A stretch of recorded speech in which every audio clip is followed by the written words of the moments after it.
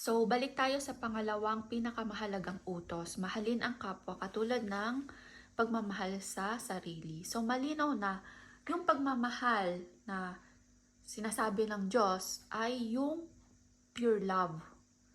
Yung love na itinuro ng Diyos sa atin. Kasi nga, God is love. Kaya, ang selfishness, marami ang sanga, di ba? And ano ba yung mga sanga ng selfishness? Ang first ay yung pagiging indifference sa kapwa. Basahin natin ang Matthew 25:41-46. Pagkatapos sasabihin ko naman sa mga tao sa aking kaliwa, lumayo kayo sa akin, kayong mga isinumpa ng Diyos. Doon kayo ay walang katapusang apoy na inihanda para sa dyablo at sa kanyang mga kampon. Sapagkat nang nagutom ako ay hindi nyo ako pinakain, at nang nauhaw ako ay hindi nyo ako pinainom. Nang naging dayuhan ako ay hindi nyo ako pinatuloy sa inyong tahanan, at nang wala akong maisuot ay hindi nyo ako pinihisan. Nang may sakit ako ay nasa kulungan ay hindi nyo ako inalagaan.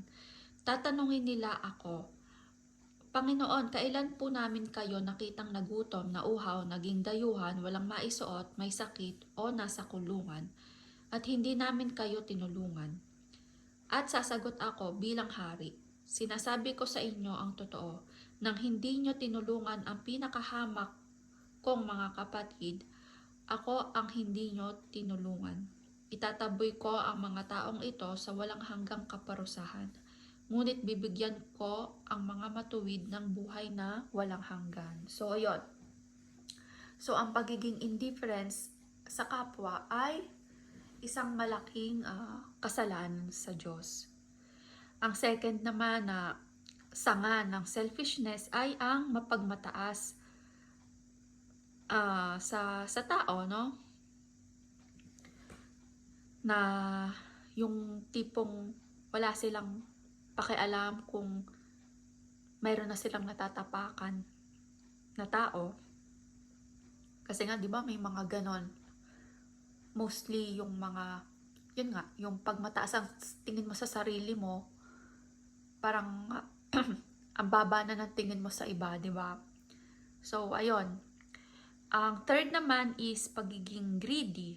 Greedy mostly sa pera, di ba? For example, halimbawa, may mga amo na mapang-abuso sa trabaho, yung tipong mukha ng zombie yung empleyado dahil sa pag-overtime, walang pakialam sa health ng employee, di ba? Kasi ang mahalaga sa kanya is malaki yung kitain. So, hindi yon sign of love sa kapwa, di ba? Kaya yon, ang pagiging greedy ay kasalanan din sa Diyos. And ang fourth is pagiging madamot, di ba? Pag madamot ka sa kapwa, sign din yun ng selfishness. Idem din sa pagiging kuripot. Kasi kung kuripot ka yung kumbaga, galante ka sa sarili mo pero kuripot ka sa ibang tao, na tinitipid mo, hindi rin yung maganda. Kasi nga,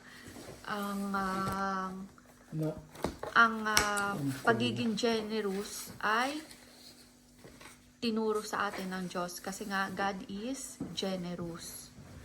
And ang pagiging mainggitin din, kapag ang sarili natin ay nakafocus sa self natin, na ayaw natin na mahihigitan tayo, ayun, sign din yun ng selfishness. And fornication din.